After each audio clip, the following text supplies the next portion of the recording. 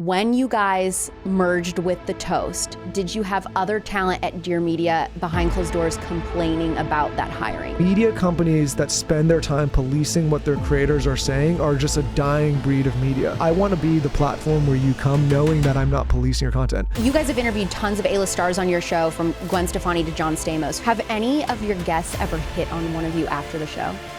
I've gotten a little something.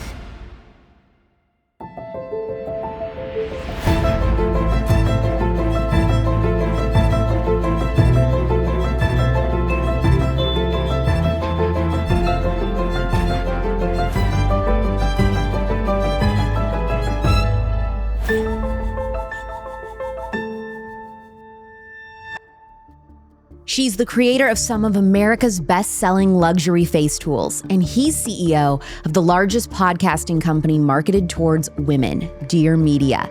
Lauryn and Michael Bosstick co-host the Skinny Confidential Him and Her Show, a podcast with over 200 million downloads featuring A-list celebrities, world-class leaders, entrepreneurs, doctors, athletes, and more. Lauryn is also the author of Get the F Out of the Sun and created an award-winning ice roller in her iconic pink and purple colors, seen in luxury spas and retailers across the country. They oversee over 80 podcasts on the Dear Media roster, including The Toast, Well with Ariel Laurie, The Art of Being Well with Dr. Will Cole, and Absolutely Not with Heather McMahon. I've listened to them for years, so I was excited to ask them things that I've never heard anyone else ask them, including the behind the scenes of Dear Media, their political views, if any employees complained when they brought The Toast on, and even if Lauryn would ever considering stepping away completely to focus on motherhood. This is a must-see episode in their studio at Dear Media on the Real Alex Clark YouTube channel. I also was interviewed by Lauryn and Michael for their show, so make sure to check that one out. I rarely am the one being interviewed, actually, so that was really fun and different. This episode is only possible with generous contributions from listeners like you who believe in our mission to heal a sick culture physically, mentally, and spiritually. To make a tax-deductible donation, check the link in the show notes. Please welcome Lauryn and Michael Bosstick to Culture Apothecary. Lauryn, you were called out by the Wall Street Journal this summer for your raw milk extremism. Will you be atoning for your sins today? No, I will not. And I stand by everything that I have said about raw milk. It's my experience. It's my journey. And I have found the best benefits out of it. But most importantly, I have used it as a pre-workout, which has helped me lose 60 pounds. So it's been really instrumental in my weight loss, in my energy. I like it. I think it tastes good. I don't want almond milk with, what's that thing on it? Glyphosate? Yeah. I don't know. Thanks. I'm good. And I really think that it's just a great addition to diet. You know, Lauryn and I have been doing this a while, and over the years we've been fortunate to have some nice publications, but it's hard to impress my father. It's a tall order. But I knew, I'm like, if we ever make the Wall Street Journal, he'll be so pumped. And it was for this. And I was like, oh. I love it. I'm going to frame it. So you were a blogger. Yes. And then decided to launch a podcast, but then a podcast network. So talk to me about how all of this came to be, because that's crazy. I launched the blog 13 years ago. I started as a blogger. I knew I was launching a brand, so I was very thoughtful with how it sort of rolled out. It launched as the Skinny Confidential, and from there it turned into a book, a show, a product line, and like you kind of said off air or on air, like a Skinny Confidential land. His journey is a little different. No. I mean, like, I've always been an entrepreneur, and I think, like, to sum it up, I run Dear Media now. I'm the CEO and founder, and it's known in, I guess, the podcast space. But really, like, we set out to just build a modern media company that would have its hands in product and live events and shows and audio and all that. But it really, like, started organically, right? We started doing a show together. Lauryn's blog and a lot of the ways that she grew early was by kind of like uplifting and featuring other people. And we thought, okay, like, we're doing well with our own properties, but there's stuff to do for others as well. And so it was kind of like a very natural progression. What I tell people when I describe your podcast is I say it's half business, half health and wellness. Is that accurate? It's a buffet. Sometimes you want a little pineapple. Sometimes you want a little cottage cheese, a splash of raw milk, some coffee, maybe some meatballs. Always different. You never know what you're going to get. Here's what I would say. If you came to Dear Media, if an individual came to Dear Media, I would not tell you to do what we're doing. But look at it this way. We've done close to 800 shows over almost a decade span. And for us to stay interested in doing the show, it has to be things that we continue to be interested in. And so I think for any creator that's going to be doing this for a long time, as we have, you have to create content or properties that you're able to stick with for long periods of time. So for us, like whatever topic we're interested in, whether it's a wellness thing or if it's something in business, or, we interviewed a woman that was kidnapped by Somali pirates. Like we kind of go into these different lanes. I guess the advice though is if you were going to start out, like maybe pick a niche and then expand outwards. But for us, it's just been a long time. It's a wild dinner party. I just rebranded. Do you guys ever want to rebrand, or do you like all your branding, your name of your show, everything? I think that I am a very uncertain person and fluid, meaning that I like uncertainty. I don't want to be one of those people that buys a house and lives in it until I'm rigor mortis. Like I like the optionality to move how I want to move, when I want to move, how I want to move. And so to sit here and say I'll never rebrand, I don't know. I mean, it would have to make sense. Yeah. Yeah. So you guys have been together since you were kids, right? You fell in love when you were really, really young. We fell in love at 12, but the misconception is we have not been together since we were 12. Okay. But you've known each other. We've known each other since we were 12. And something that I think young people go through, it's very normal, is to go through different phases. Totally. And so when Lauryn started becoming obsessed with all this health and wellness stuff, did you think that was just a phase? We've had 800 hours of therapy. Yeah, I mean, like on the podcast. I think the benefit, what we tell people all the time is that we have the benefit of learning at the same time as the audience. Caveat that maybe we get it a few days before when we do the recording, but like we are bringing on people like yourself, you just came on our show, to learn about these things. So I think it's been 8 years of us saying like, oh, like that's a better way to do things. But I would caveat that with, there are points before we started the show that you probably thought I was cuckoo.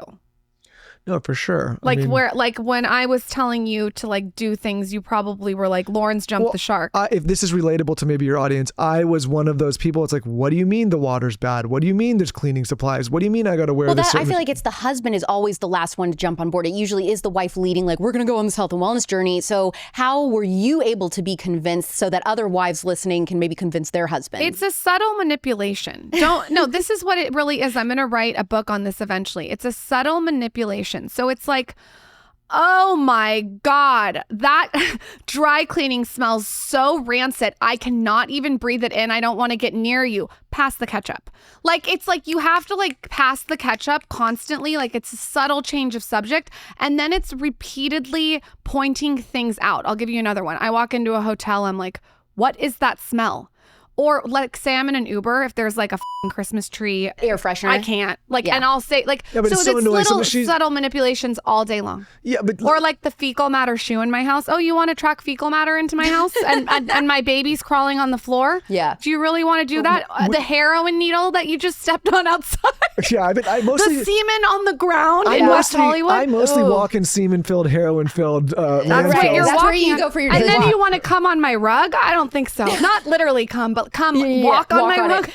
But it's been like, okay, so I was saying this on the show the other day. I think a lot of people go through life and they go, oh, everything's fine. And the analogy that they use is like, it's the fish swimming in dirty water. It's like, they just think everything's good. It's like, what I've realized doing the show is like, you can always be better and there's always a healthier way to do things. But was it your wife ultimately convincing you, or was it hearing guests reiterate She's definitely been a huge part of that. I've always taken care of myself, or what I thought was taking care. Like I've always, been in the gym and tried to eat well. You said a phone when you first met me though, for your skincare. Yeah, I don't like, I'm not a glutton when it comes to food. I've known how to regulate alcohol. I don't like, I'm not, somebody that's off the rails. So I don't want to come in and be like, you should have seen me before. Like I was okay. I'm just better now by incorporating the things that we've learned about on the show. But I would say on the reverse of that for her is like, since being with me, now you're eating meat and you're getting into weightlifting. And like both of us are, when we get presented a better idea and a better option, level up. And somebody is able to articulate why that makes sense from a logical perspective, then we will at least try it and then see like, are we better today than we were yesterday from trying these things? I'm better from drinking raw milk every single day in my iced coffee that will be iced tomorrow when you present it to me. Yeah, so it doesn't pasteurize. Maybe the Wall Street Journal could reconsider writing a different kind of piece about us. Maybe like on some of the here's the piece I would like, because this is my burning question with you guys is I don't understand how you're running like a multi-million-dollar product line, multi-million-dollar podcast company, and that you're on vacation every day.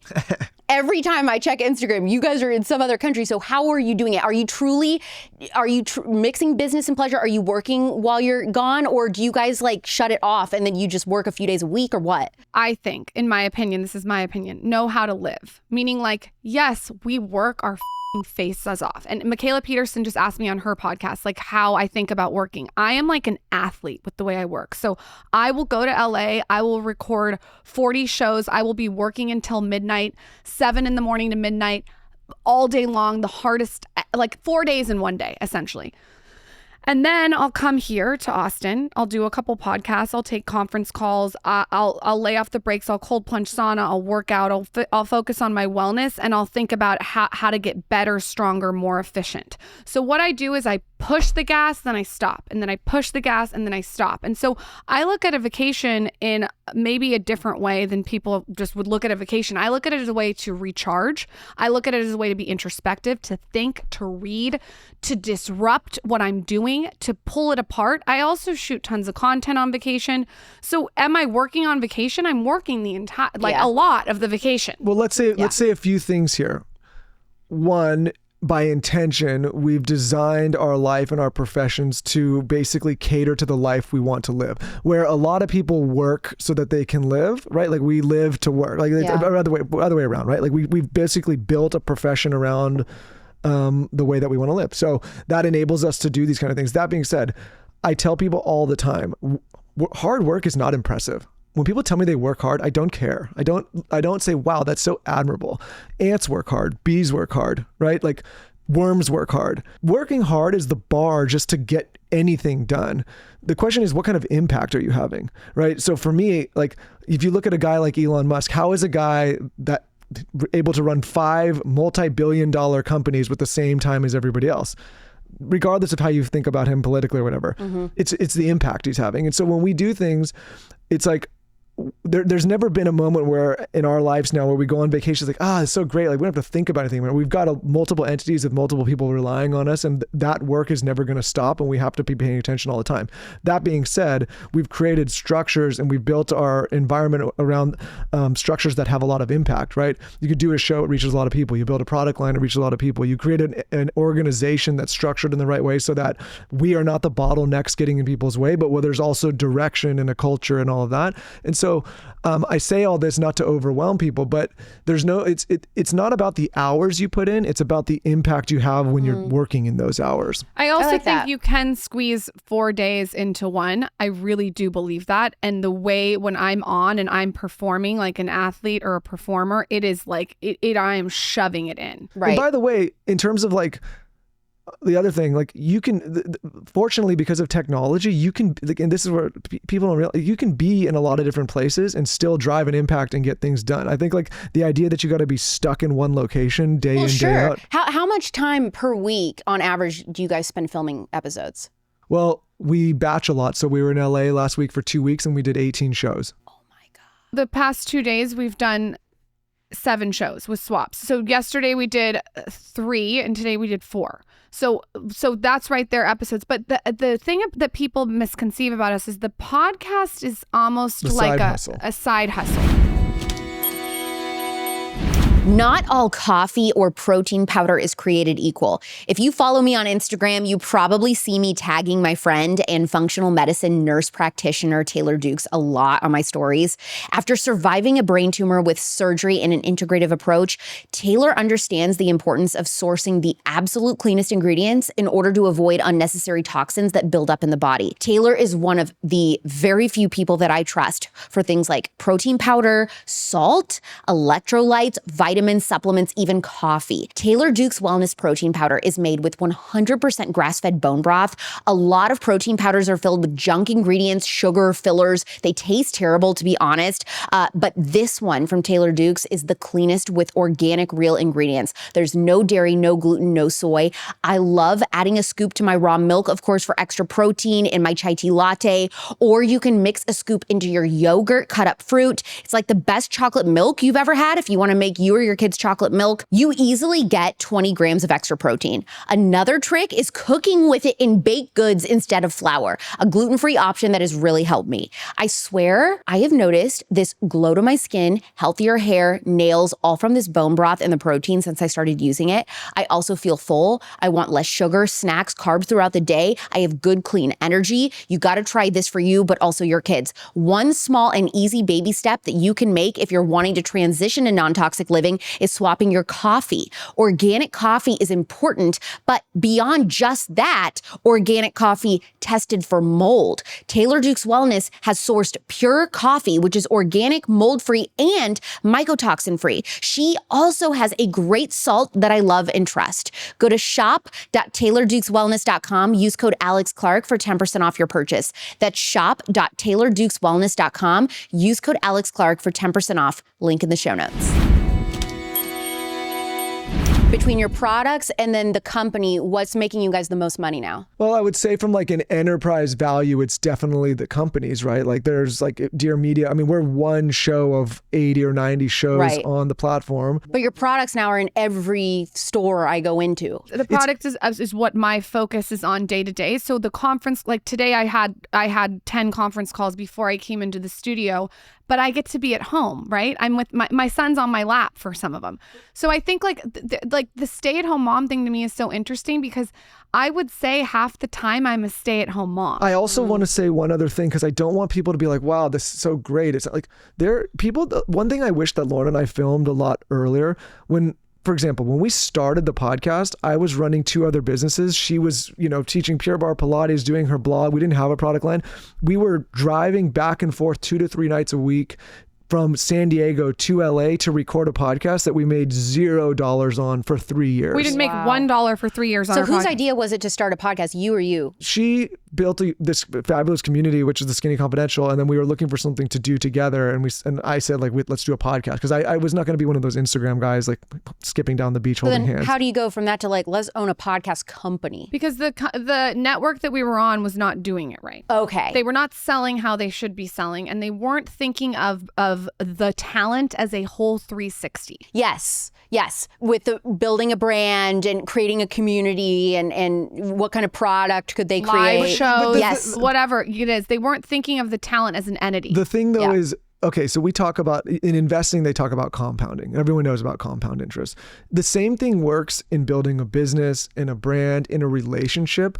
And not to age us, but we've been at this since 2009. It's like 15 years of doing this. And so what people are seeing, I was like, oh, wow, these people have maybe some nice vacations or their lifestyle's been upgraded. But there was years and years and years where there was no work-life balance, and we were doing this with no income, and people said, what the is a blog? And we used to have to create assets on our phone to show people where to find the podcast app. And I mentioned this not to say like, woe is me, but I don't want anyone to think that it's like an overnight or an easy thing. It took a really long time. And even like Dear Media now, it's been 6 years of running Dear Media, but it was 2 years prior to doing the podcast, and 6 years or 7 years prior to starting the Skinny Confidential. So it's been a long This is time. a fun fact that I've never said too.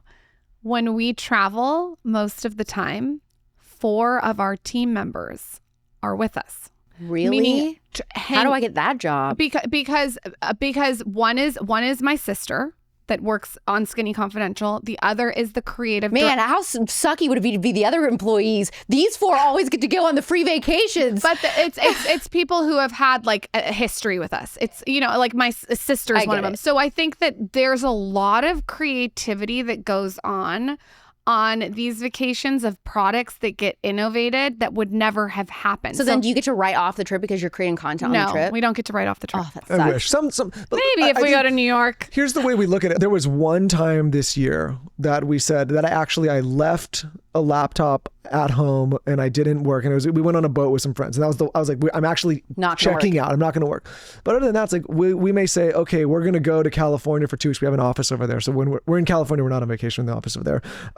Or like we went to Nantucket this summer, and like I'm working, I just basically say, okay, I'm living here for a week or two, but I still have to do Zoom calls, and I still have to get on with bankers and investors, and I still have to get on with clients. It's not like I'm just like, kick my feet up and do nothing. Yeah. Now, that being said, also as an entrepreneur, at some point you have to get out of your own way and you have to enable other people and empower other people to do things that you're not best suited for anymore. So the early days of Dear Media, when I was doing every kind of component, like I'm not sitting producing every show anymore or selling everything. You know what I mean? I'm not signing every talent. Like I'm running a company and setting a direction and a culture. And I think that's the natural progression of, building a team and a company. Alex, this is a punchy question though that you just asked us because we don't get asked that a lot. People think that we just do the podcast and then we mosey on home. There's so much that goes into building a business and product line and media company and infrastructure. And I think that doesn't get showcased enough on our show. I'll only say this here. I've never said this on our show. Lauryn and I love the idea of making things look effortless. We love you do a good job. We like to make things, you know why? I think people in this business understand that that's not how it is, but yeah, to outsiders, because they think that too. They don't understand also the flexibility, I think, with motherhood in this line of work. That's probably the top question I get asked, and they wield it over me like a weapon of so you talk so much about the values of being home with your kids. Are you going to be a stay-at-home mom and quit your podcast? And I'm like, bro, you don't understand how podcasting works. Like what you just said, I could batch my entire month's worth of episodes in 2 days and be home the rest of the time. So when that time comes in my life, yeah, my schedule's going to look a lot different. Now I am in the office every day, This is my problem though. Why does it have to be so black and white? I am a stay-at-home mom in a lot of ways, and in other ways I'm not. And I can create flexibility and creativity and fluidity around my schedule where my kids are in it. Like sometimes he's sitting on my lap in the Zoom call. Sometimes I take a call when my daughter's in the stroller.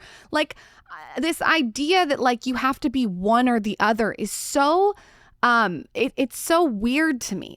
I can do it all. Do you know what I mean? But do you feel like you can do both all the way well? Can you be 100% on? Of course not. All the time. No, there's times when I'm guilty and I feel bad. But I mean, what is worth having that you don't feel uncomfortable sometimes? There's this idea of work-life balance is a fallacy. It doesn't exist. When we're crushing it in work, we're not crushing it as parents. When we're crushing it as parents, we're not crushing it at work, right? So do you think that could ever happen where you say, I want to walk away from this. I just don't want to do this anymore. I just want to be home. Sure. If we maybe. ever were unhappy or bored or weren't fulfilled, it'd be very easy. Lauryn and I are both really good at knowing enough of what's enough. Yeah. Right? I think a lot of times you start to have success or people and they start to kind of breathe that air and they're they don't know when to get off the hamster wheel. For us, we talk about this all the time. We've passed on a lot of great opportunities if it means certain time away from our kids. Or sometimes we're listen, we've been doing a lot of family time and a lot I want to get back to work to be fulfilled. Well, sometimes we'll be I want to go back to work.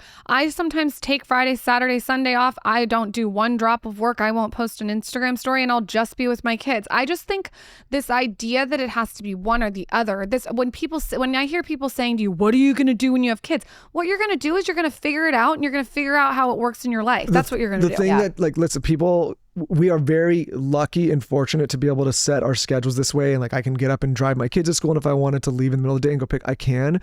Some people say that privilege. I say it's been decades of hard work to enable that kind of lifestyle. And I hope everybody, when people see our life, I want them to get that message, not it was a lot of really hard work for a very long time, and it still is, to later create optionality for our life where, if we want to work, we can. And if we don't need to, but we do it because we're fulfilled and it's still exciting. What was the first smash hit interview that you guys had that just went viral, crazy numbers? There's no eureka. Really? It was just slow growing over time? There's no eureka. Wow. And there's no moment. Mark Zuckerberg, I always pronounce Zuckerberg.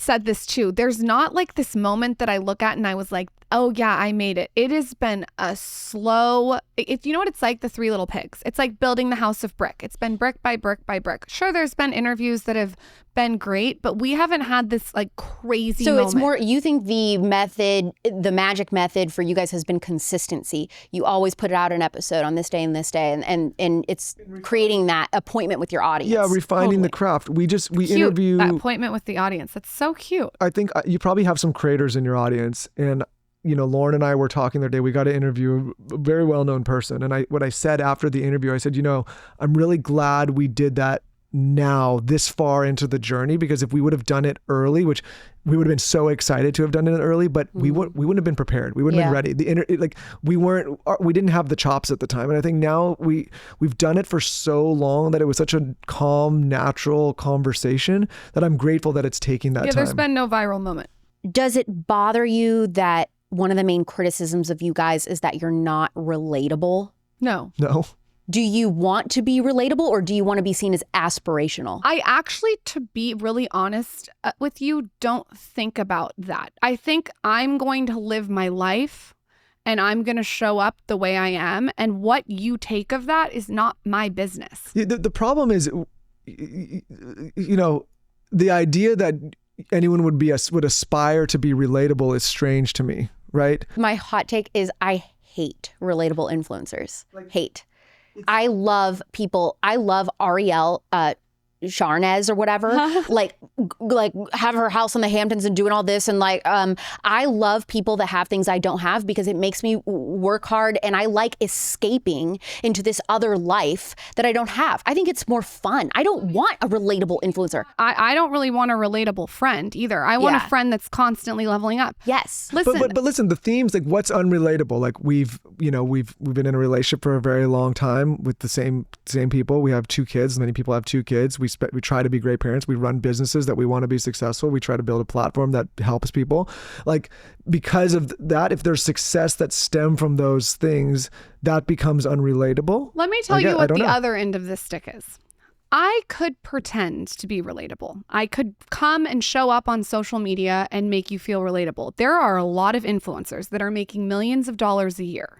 I can think of them that are pretending online to be in bed being relatable every single day. Yeah. They're pretending. So I can see it. I know how much money they're making. These influencers are getting $15 million deals, and they're showing up on TikTok pretending to be relatable. And being like, look at my Walmart haul or whatever. I'm not going to pretend. Like this is my life. Take it or leave it. If you don't like me, unfollow. I love the idea that out of every 1,000 people that follow or listen to us, that there's maybe 4 or 5 that are going to be able to take some of the lessons that we've learned along the way and do the same thing for themselves. I think I don't spend a lot of time trying to appease everyone. That's never been our platform. It's like we have big aspirations and big ambitions. And I think if you've followed us for a long time, it's been a slow, we didn't go viral. We didn't have this moment. Like there's a lot of people that see us now that just didn't see the first 15 or 20 years. And so it's hard to tell. It's hard to be relatable maybe to those people that are just jumping in now.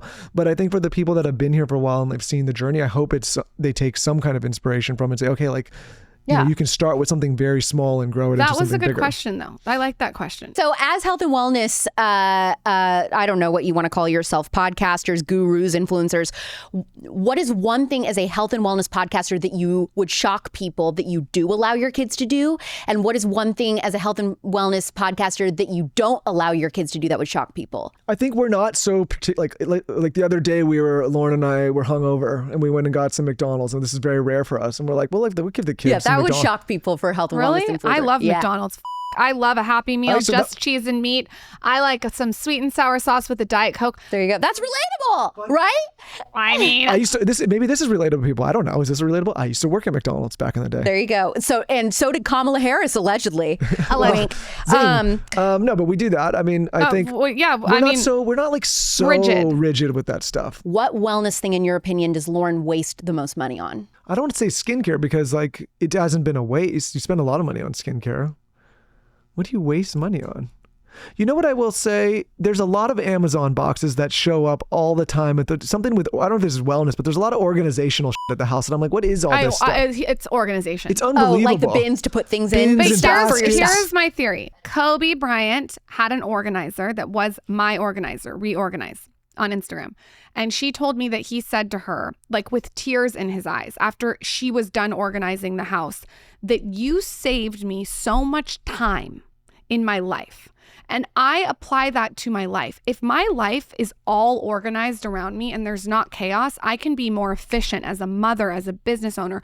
I don't want decision fatigue. I want to know exactly where the supplements are, exactly where the smoothie is. I like to be very, very organized so it streamlines my life. So yeah, that is something we have to get an inventory list just to find out where all the inventory is. I am not, though, like a crazy spender. Would you describe me as that? No, she's not a crazy spender. I'm not she a never crazy has spender. Again, because I think people forget about Lauryn that she was a broke bartender that started her blog because she couldn't afford to go into sororities, and she was teaching, so she had to pinch How's every that penny. for relatable, And so even to this day, like we'll do something sometimes and she'll say like, oh my God, like, can we afford this? Can we do like, she still has like, I think if you grow up that way and you're mindful of your dollars. You know. I mean, I like spending money. Don't get me wrong. I'm not going to say that. I'm just not someone who's constantly shopping. I actually, to be honest, find it a bit boring. Honesty hour. How bad is your student loan debt situation right now? Do you feel like there's no way out? Are you discovering that your whole family is affected by this? If you have private student loan debt and are behind or even in default, you got to call my friends at YRefi. YRefi refinances private student loans that others won't touch and provides you with a custom loan payment based on your ability to pay. They could reduce your monthly payment and your total cost, and they don't care what your credit score is. YRefi is not a debt settlement company. You're going to receive a low fixed interest rate that you couldn't get anywhere else and a pathway to making all the stress and worry come to an end. Just give them a call at 888-502-2612. That's 888-502-2612, or go to yrefi.com. That's letter Y, REFY.com. If private student loan debt is wrecking your life, it doesn't have to. Take it from me. Call YRefi at 888-502-2612 or go to yrefi.com. May not be available in all states. You guys have interviewed tons of A-list stars on your show, from Gwen Stefani to John Stamos. Who gave the best interview? John Stamos was pretty good. John You know Stamos why? great. The best interview, and I think you'll agree with me, is someone who has range. Yes. So someone who can go from high to low to funny to serious is my favorite. Are you talking about like which A-list celebrity gave the best interview? Yes, which celebrity gave the Gwyneth best? Paltrow was pretty good. I'll tell you what it is. The Gwyneth was good. John was good. Heidi Klum was just good. I mean, I think it's the people that come in and they're not so guarded and they're open to just having a conversation, and their team is not providing 18 edits or sitting with people with daggers in their eyes in the corner of the room ready to jump on the table. I can't. Yeah. The edits from the guest make me... I can't. I can't. But that being said, like, we're also maybe not the most salacious pop culture. Like, we want to know, like, what's their wellness, you know what I mean? Yeah, we're not trying to get the headline. Yeah. What episode has been your biggest regret? I don't have a regret of an episode. I have not one regret. It's good. I mean, unless it's like a flat, like limb. It's probably things that there's been a few that we didn't air. And I don't want to say we regret them, but like... So how do you tell the guests that? You don't. You know, you do. One was They drunk. don't ask, where's my episode? One was drunk to the point where like you couldn't. You couldn't. It was incoherent. One was just really like we told him like it's not going to land well for you. We've done close to 800 of these, and I'd maybe say 5 haven't aired. So it's very rare. Not horrible. Have any of your guests ever hit on one of you after the show? I've gotten a little something from one of the guests that I'll tell you off air. There's not hit on. That's the wrong word. Flirty. A little flirt. Are you telling me the women? You know who it is. I thought every woman was hitting on me the whole time. I don't think anyone's ever hit on you, but I do. No. Who cares about you? There's a guest that was a little like, if I slipped him my number, I think he would have texted me. No way. I'm sure. Juicy. I mean, listen, we had a guy that runs a literal sex cult on the show. I forgot about that one too. It's hard. I think he hit on both of us at the same I time. Probably did. Recruited. Hi, Damon. Was anyone an absolute monster behind the scenes? Yeah, there's been some monsters. But I'm not going to say who because I'm a professional. But Could you describe what happened? I'll tell you exactly what it is. It's people who are so insecure with anything they say or the way they look that are the monsters, because they feel insecure on the show. I'll give people a hint if you want. No. Yes. No, here's the hint.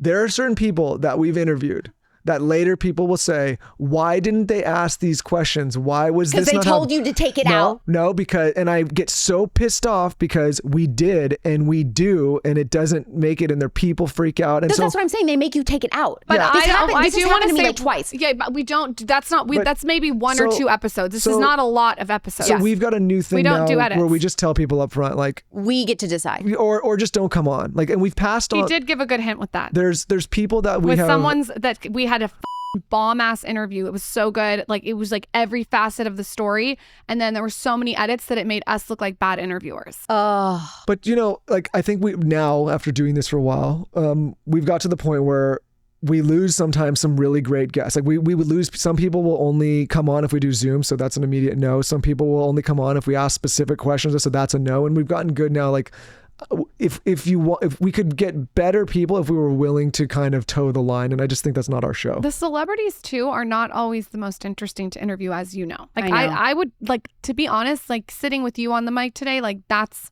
more. I'm someone who likes intense. I need intense, and if a celebrity is not telling me anything, or they're trying to guard themselves, I'm bored as fuck. I don't care how famous you are. Or if they want to come on, they're like, I've got a new movie coming out, or I'm on a book tour. It's like, are you going to say anything real, or it's just that because we're not the Today Show? yes. That's so true. Speaking of books, your book, Get the F Out of the Sun, is interesting to me because I feel like trends are changing in the wellness space. Now everybody's obsessed with the sun. We need more sun. So have your views on sun time changed? Are you still like scared of sun? I think there's a misconception. I maybe should have titled it differently. I never was scared of sun. This is a weird thing that I do.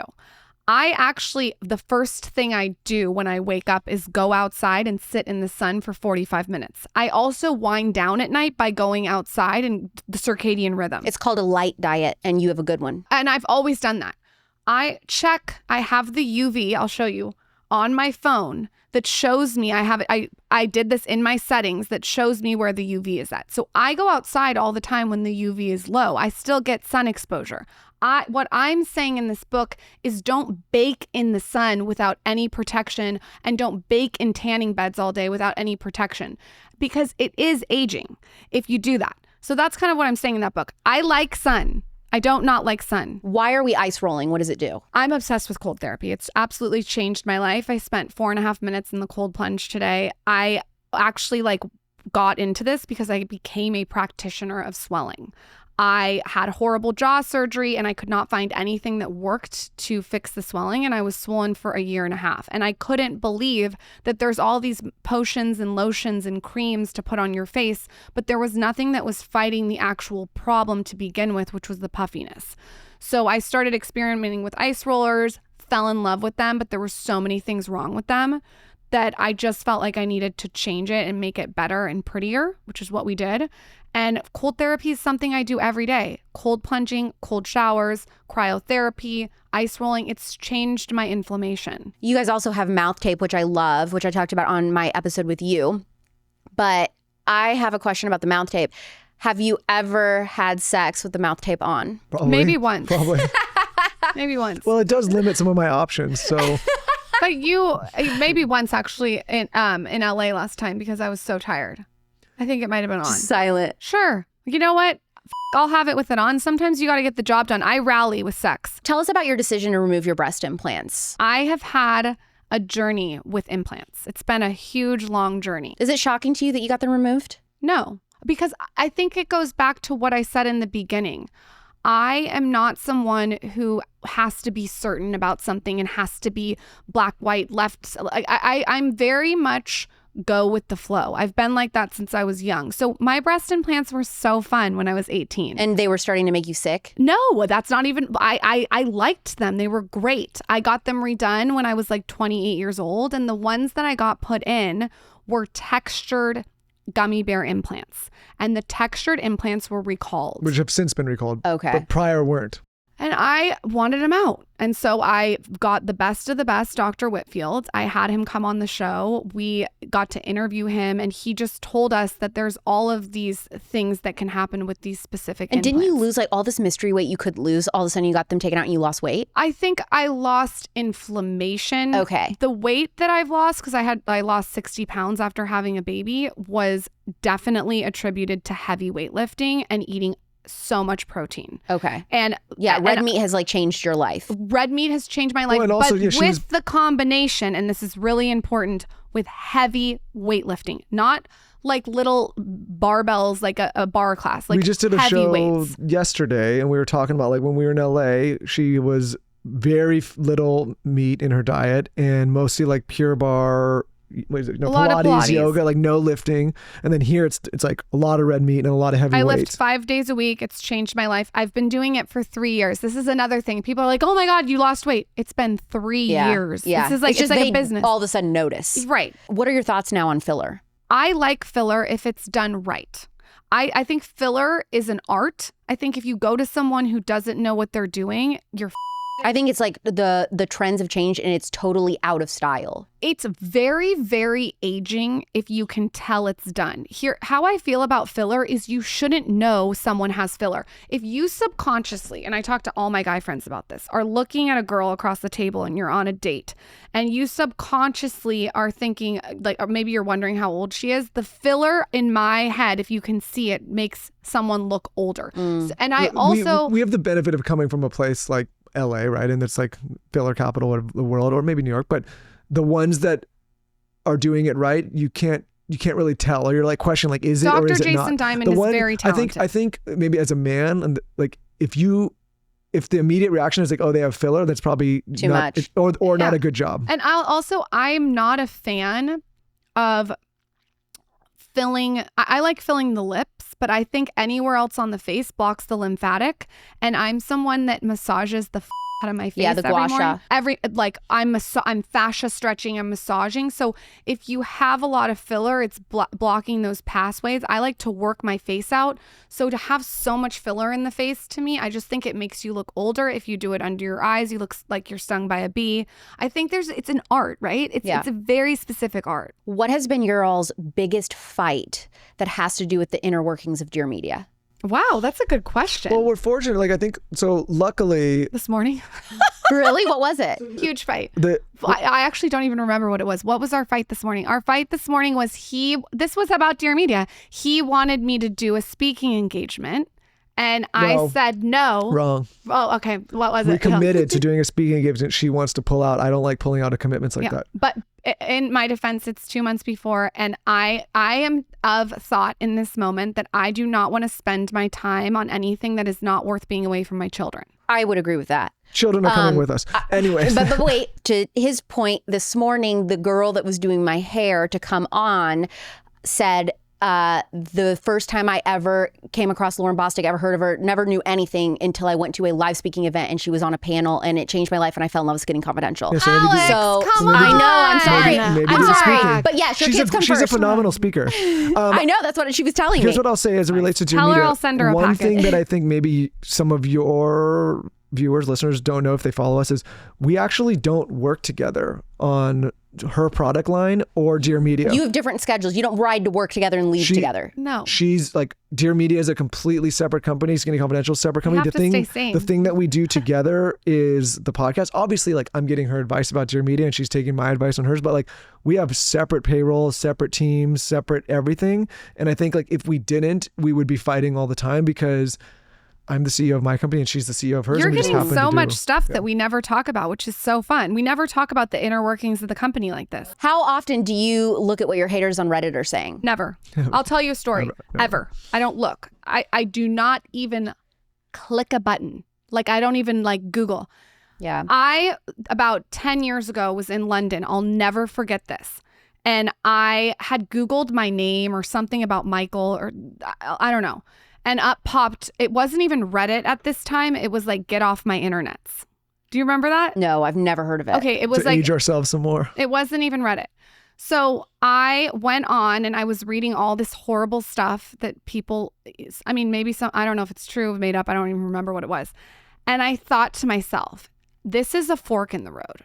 I can spend my energy capacity reading what all these people are thinking and editing my behavior based upon what they're saying, or I can never look at this again. And I'm going to make a decision. And I literally remember being on the bed. I can remember it, like the smell of the hotel. And I was like, I am never looking at this again. And it's not even because I don't want to read bad press clippings. I actually don't really want to read any press clippings, even good ones, because it gets in the way to show up as yourself. It gets in the way of execution, and it drains the battery. And I have only a certain amount of time to get done when I need to get done, and that is a waste of it. But by the Reddit threads, apparently, my producer told me, get tons of clicks to the podcast. So in a way, I'm kind of like Reddit it up. Think about it this way. I think about everything from like, again, an impact and productivity perspective. How has our lives changed over the course of however many years those Reddit threads have been going on? And how has the individuals that are writing's life changed since they've been writing on Reddit? Yeah. And I think like you have to be in a sad state of affairs to go somewhere anonymously and spend time writing about people that are never going to think about you. Right. Yeah. Do you spend time on Reddit? And whose No, life, I don't have any Reddit. As far as I know, there's nothing Let's on get a Reddit on you. So You'll I'm have sure some. it's bound to happen. And whose life, like, again, like I say, if like our lives are not impacted by it, right? Like it's just, it's just but also hold on. It is what it is. This is what I signed up for. But I signed up for people to have an opinion here's my message fine. to people though. I think you have to be in a bad state in your own personal life to spend that kind of time talking negatively about anyone, not just us, on the internet. Like it's a better use of time to look inward and say, okay, what do I need to do to find happiness and fulfillment, and so that I'm not someone that's commenting anonymously on troll accounts on the internet. Like I feel empathy for those people because they're obviously not in a great place. If you want to start having red meat for breakfast and upping your protein like Lauryn, don't make this mistake getting mystery meat from the grocery store. We have a growing problem in America of importing most of our meat. Crazy. Good Ranchers is a 100% American source of meat. Born here, raised here, made into your food here. Why is American meat better? Well, one, no antibiotics, hormones, or seed oils because it's local. You can trust the American process. Two, steakhouse quality. The meat truly tastes better and you won't want to go back. Number three, saves time and money. All the cuts are pre-trimmed, which makes meal prep so easy. They're all individually packaged and vacuum sealed too. So you have less waste and you never have to throw freezer burned cuts away again. As we approach the upcoming election, remember that your voice isn't just heard at the ballot box. It's heard every day by voting with your dollar. When you choose Good Ranchers, you're casting your vote for 100% American meat, supporting local ranchers who embody the values that make our nation strong. And right now, with their presidential promo, you can subscribe to any Good Ranchers box and get a free add-on for 4 years. Choose from chicken breast, ground beef, bacon, or salmon, all American, all delicious. Plus, with my code Clark, you're going to get $25 off your first box plus free shipping. For a free meat add-on for 4 years and $25 off, go to goodranchers.com. Use code Clark for the meat subscription box tailored to your family. That's goodranchers.com with code Clark. Good Ranchers, American meat delivered. I just learned such an interesting fact from a pediatrician that I'm interviewing, and it will come out in December. Aluminum entering your body through the bloodstream is unbelievably toxic, way more than if you were just to ingest it through cooking with aluminum or whatever. That is why we know how toxic it is in beauty products like deodorant. Now, I know a good non-toxic deodorant is really hard to find. I went on that journey last year. I probably threw out most of them, but one of my favorites is from Zebra. Zebra is named the way it is because they believe in ingredients that are black and white. Their alpha deodorant is their woodsiest, most complex scent with a stronger scent profile. And there's a lot of natural deodorants that can be irritating and ineffective, but Zebra decided to formulate alpha with naturally mined sodium bicarbonate, arrowroot powder, and essential oils to help maintain dryness and odor absorption. Zebra's toothpaste and deodorant are arguably the cleanest out there. They have floss too. Go to yayzebra.com and use code Alex for 10% off. That's yayzebra.com with code Alex for 10% off the best non-toxic deodorant, toothpaste, and more. You guys have tons of podcasts on your network. You're dealing with tons of different personalities, tons of different talent. And one podcast that you guys have on, which has garnered tons of controversy, which I think is completely baseless, but nonetheless is controversial, is the toast.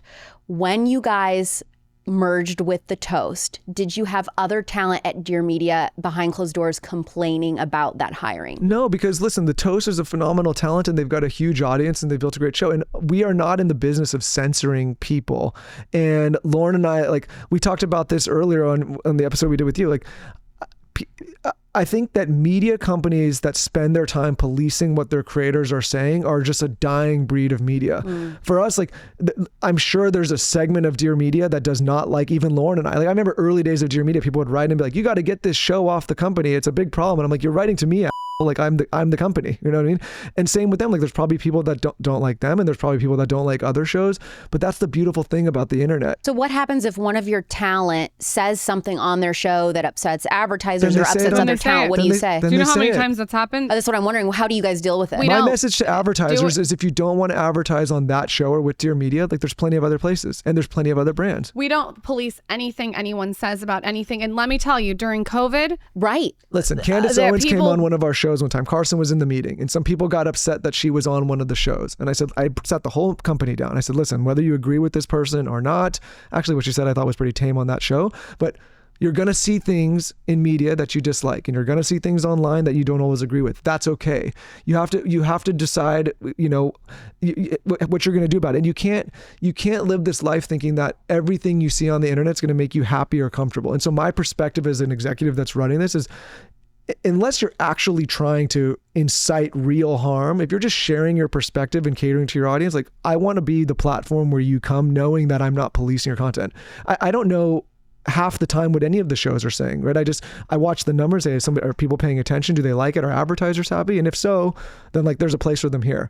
You know, you have a "Don't Tread on Me" tattoo, which is really upsets the internet. So really, I don't know that. It upsets the internet. Very upset. So it is widely speculated where you guys lean politically. So my question is, how would you describe your political views? I got my tattoo in 2013. So just to give people a time, this is before everybody was going crazy. My entire life has been a "don't tread on me." We talked on my, like, I'm somebody, I don't want to with other people. I don't want them to with me. If you actually look into the history of the Gadsden flag, it was very much, it's an American symbol. It's a patriotic symbol. Yes. The rattlesnake is symbol because the rattlesnake is not something that goes out of its way to bother other people, but it's ready and coiled to strike, right? It's also very pro-military, which I am. Politically, I would say that we are probably mostly fiscally conservative, socially liberal. We're both registered independents at this point because I don't like the idea of aligning with one side or the other and being put in a box. There's certain issues that I, lean more right on and certain I lean more left on. But I think the biggest thing for Lauryn and I is that we are open to hearing perspectives from all walks of life. And from, that's why we've had Tommy Loren and Chelsea Clinton and you and Kathy Griffin. Like, we have these conversations. I really hate the idea, and I said this to you when we just did our show, of having to decide and pick a side based on identity politics. I want to hear the best ideas. The internet's mad at your tattoo. Oh yeah. Really? This is like a big, I like searching for you guys. It's everywhere. Really? Oh. Yeah, well, this is their getcha, the people that try to convince people to not listen to you. Well, he has the "Don't Tread on Me" tattoo. I have above my knees, one says "Seek and Destroy" and the other says "No Remorse" because I'm a Metallica fan. And all the women in my audience, there's an eagle screech and they went, hell yeah.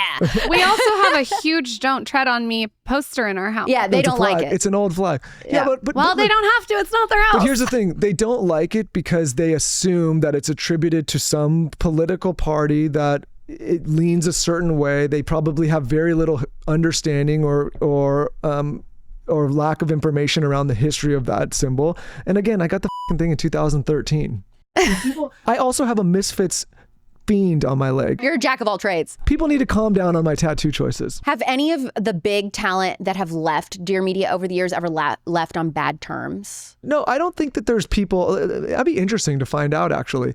I don't recall or know of anybody that has been that's been some controversial. Typically, it's like the relationship didn't work out, or maybe the show didn't grow the way we wanted, or maybe we parted ways because we weren't it wasn't working for the business. What are the metrics to you that show a podcast is successful? It doesn't have to be some massive amount of listeners.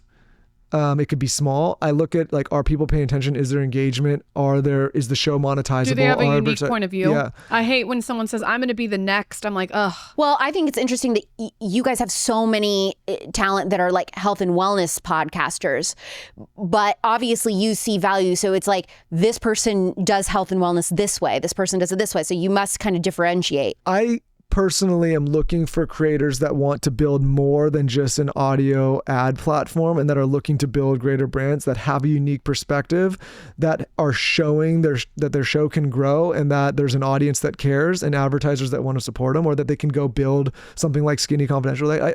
Also, the worst question someone can ask is how do I make money in the first meeting? Like, what? I'm just like, that is not the question that I believe that you should be asking if you're starting any kind of endeavor when it comes to a platform on the internet. But again, if you look at Dear Media as a company that just wants to support creators in whatever endeavor makes sense for their brand, we happen to lean into shows first, audio, video. They it started podcast, now it's kind of everything. My thing is like, what then can stem from it, right? And I think like, we as a company are willing to invest in maybe a show that's a smaller show that can go and build a phenomenal platform or brand or product. Like, you know what I mean? Like, that's how the lens we look at it. Do you guys expect new talent to have their whole package of like, this is my show, this is what I want to do and stuff? Or do you find the talent and then your company creates the entire brand? Either or. Both. It's happened. Different things have happened to different creators. Sometimes they come in and they've got like an already established platform and they want us to be able to come amplify a little more or invest in some other things. And sometimes they're coming to us with none of that set up and they want us to kind of help them do it. What do you think we're going to see more of in the future with podcasting? I think people are going to stop talking about podcasts as podcasts. I'm just going to start calling them shows. And I think they're going to be replacers of a lot of legacy media platforms that people are losing faith in. And they're going to start going to more individuals, and there'll be more pockets of communities and different platforms. You're already starting to see that, where people get their information from, some good or bad. I personally think that it's a good thing that you have so many different kind of voices and you can come to different consensus, as opposed to having 4 or 5 big platforms dictate all of your information. But I think people are going to stop talking about like this segment of this thing, and they're just going to be like, this is just modern media platforms. Lauryn, if we looked in your fridge right now, what would we see? Raw milk. I just got a live water. Have you heard of this? It's like live water that's like been charged by the sun and the moon. Where are you getting it? I think it's called a live water. So I have a live water in glass bottles. I'll send you the link. Like ALIVE? I think it's ALIVE, a live water. Okay. A lot of raw cheese, tons of Force of Nature beef, a lot of different seasonings. I'm like a Have you tried Pluck? No, what's that? Stop it right now. Guys. What's Pluck? Hello. What's Pluck? Pluck is Oregon meat-based seasoning. So it just tastes like garlic salt or whatever, but it's infused with Oregon meats, all grass-fed, organic. It is is like one of the best new food companies on the market. I'm obsessed with them. It's created by Tom Cruise's celebrity chef, former celebrity chef. Anything Tom Cruise, I'm in. Okay, so yeah, you have to try Pluck. They are a sponsor of the show, but they're a sponsor because I was obsessed with them and got them to come on and then convinced them to be a sponsor. So I like love, okay, you know, when you have those relationships. Pluck is going to be in my fridge. Yeah. No, you need to interview Chef James Barry, who is the founder and creator. He's a phenomenal interview because he was a celebrity chef. I'll set you up with Paul. You set me up with Pluck. There you go. Yes. Lauryn said she's going to get me Paul Saladino, so I'll get you Chef James Barry, and we'll do a trade. For sure would do your show. Michael, the women want to know if you're willing to change your hair. I've changed my hair. I got a new product. I haven't slicked it back as hard. The hair is like a forever evolving endeavor. It's a thing. Yeah, it's hard to figure out. We had Chris Appleton come on the show recently, and he messed my whole hair up. He said, you got to loosen it up. Now I'm trying to find new products. He took his hair and shook it. I've never even done that. I saw that. I was like... Michael, I feel like you liked it. Did you? Like... You know, I used to have long hair down to here. Yeah, but let's not do that again. Lauryn didn't like that. No. I was thinking about buzzing the whole thing off. No. I'm so sick of it. No, just go shorter on the Why sides. Why don't everyone on Reddit create a thread that says what Michael should do with his hair? I can't do one of those Peaky Blinders situations. Why? Because I just think that it's just, I don't know. I feel like those guys, every time I see the guy with a haircut like that, I feel like I want to punch him in the head. Okay, fair enough. What is the #1 best-selling product you've created for Skinny Confidential? We have 3. The mouth tape, the ice roller, and the caffeinated sunscreen. The caffeinated sunscreen. I love that freaking sunscreen. It's so good. I love this sunscreen. And it's mineral, which of course, I know you know about sunscreen. It's mineral-based. It's caffeinated. It tightens the out of your face. How often do you guys release new episodes? Twice a week. 3 times a week. 3 times a week. Oh. But, you know, in the new year, we're going to go back to twice a week. Because Why? Because the schedule is so, we'll see. I think we'll still once in a while do bonus episodes if we're compelled. It's a tall demand with 2 small kids running these companies to release that. I mean, most people struggle to get 1 episode out a week. We've been doing 3 a week. That's pretty good. For a long time. 2 a week we can do. What is the next big project you guys are working on for the next quarter? Dear Media in Real Life is an in-person event that New York, we just announced it today. We just announced it today. So go buy tickets. And then I am launching some really innovative, disruptive products that are very unique to the audience that will be coming out. And those have been years in the making. Really? Yes. Okay, I'm so excited about that. Maybe I'll get a tattered American flag tattoo across my whole back just to get the internet talking. Who knows? If you guys could provide one remedy to heal a sick culture, and that could be physically, mentally, or spiritually, what would it be for each of you? I mean, if I'm being really honest, I would prescribe everyone to weightlifting. And I also would really have everyone up their protein. For me, I lean towards meat. I don't know what everyone else leans towards with their blood type or their lifestyle, but I lean towards meat. I mean, there's so many. I mean, what we talk about commonly on the show is like obviously cleaning all the products in your house and eating clean and weightlifting and all the things that maybe throw out your people think we're conspiracy for. But I honestly think the greatest thing, and it's honestly been good for our marriage, is Lauryn and I's minds have been so opened for close to a decade with so many different people and experiences. And the one thing I've learned is that most people come with good intentions. If you're willing to hear people's ideas, you can hear the message and you can learn the lesson. So many people are closed off nowadays. So many people are so combative.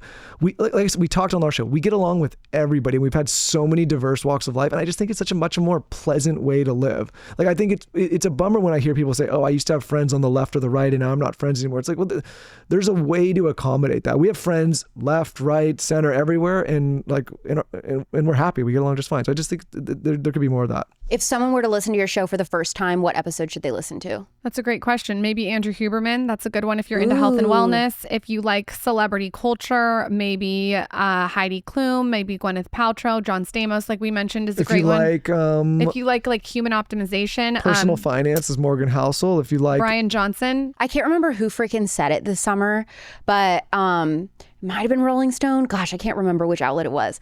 But they said that Gwyneth Paltrow was my patron saint. And basically the conservative right has made Gwyneth Paltrow our patron saint. And I thought that was the funniest thing, just because we're like in health and wellness now. I thought that was hilarious. She was really cool. She's great. So cool. Ed Milet, Rob Dyrdek. Ed Milet. I would start with Ed Milet. Oh, that's fun. Ed Milet's insane.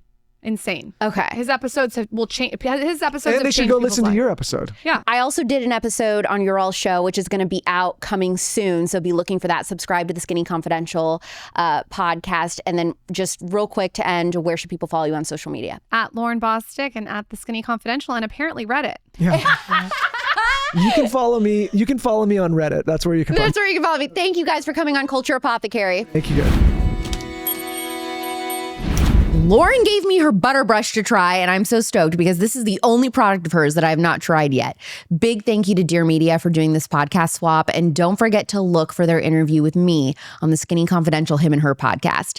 As a fan of theirs, I feel like that was a juicy interview. If you also listen to their show, I'm dying to know what you thought of this interview, so please leave a 5-star review or continue the discussion in the Cute Conservatives Facebook group. If you're listening to my show for the first time, my mission is to host 2 guests a week who share a unique remedy to heal a sick culture, physically, mentally, and spiritually. New episodes come out every Monday and Thursday night at 6 p.m. Pacific, 9 p.m. Eastern, anywhere you get your podcasts, and the Real Alex Clark YouTube channel. I'm Alex Clark, and this is Culture Apothecary.